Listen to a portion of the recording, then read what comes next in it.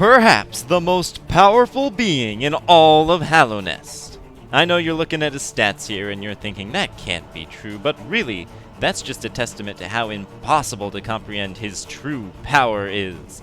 Any non-believer who would dare raise their nail to him had best be prepared to deal with his utterly unfeasible attacks.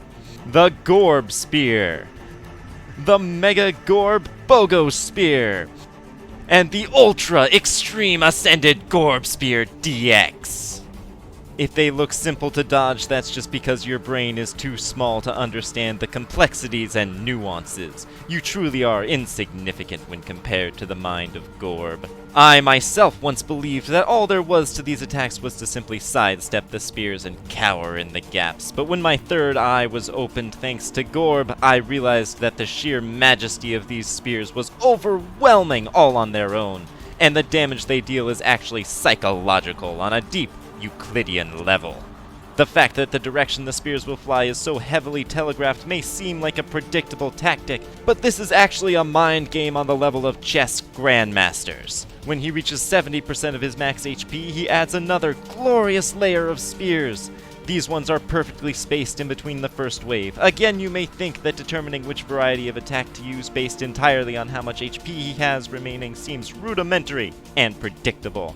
But you just don't grasp the subtleties at play. To drive this home, he will enter his third phase and add yet another psyche-shattering wave of spears to his attack when he reaches 40% of his HP. This third wave will always be identical to the first, for none can match the precise memory and attention to detail of Gorb. Truly, we are humbled to even be in his presence, and I don't know why you would even attempt to defy his power, but such a fool might feebly attempt to take advantage of the fact that he will automatically use his attack whenever he is struck, and have some Neanderthalic notion that they can exploit the rhythm of this pattern. But I assure you, it is futile. Furthermore, Gorb is a creature of tremendous mercy and restraint, and he will not attack you if you stray far enough from his arena, accepting your retreat with far more grace and dignity than you deserve. The base instincts of some players may lead them to leave the arena in order to heal safely, but such safety is merely an illusion. Those who have ascended with Gorb realize that nowhere is safe. Nothing can be done to overcome Gorb's might and glory. Ascend with Gorb!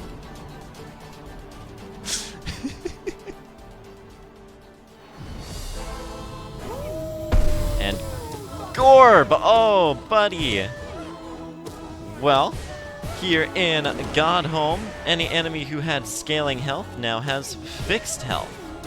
And Gorb here, I actually don't remember off the top of my head, but I know you're seeing on screen right now. So that's all well and good. Now he is not too different. Our tactics here are going to be just about exactly the same. He is not very weak to the Abyss Shriek. Most Dream Warriors are very not susceptible to a lot of the knockback that we can do with that Abyss Shriek, so they only really get hit once, maybe twice. So honest strats there. Now Gorb is definitely among the most simple bosses in the game, to the point that I honestly have very little to say about this rematch now that it's the third time we're doing it. Luckily for us, well, maybe not for us, but luckily for me at least, his Ascended form has quite a bit more to talk about, now that the arena is significantly more treacherous. Avoiding all of his spikes is nowhere near as effortless when the ground we have to avoid them on is limited. So this is actually a really clever way to increase the difficulty of this fight. I feel like they could have very easily gone the Vengefly route and just made it so that each Ascended fight has more foes to contend with. But they didn't. They tried to be pretty creative with a lot of them. Of course, some of them don't have changes, and that's okay too. But this one does, and it's a change that I honestly appreciate, even if it does cause some problems for us down the line. In the meantime, that one's done. Fighting against Radiant, probably the only situation I can imagine that you can avoid getting hit where it would otherwise have spelled doom would be if you're not sure which direction he's sending the spikes out.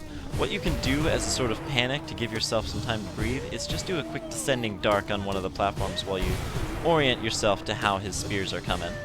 That would be maybe one of my only recommendations here. But it's hardly necessary considering it's Gorb.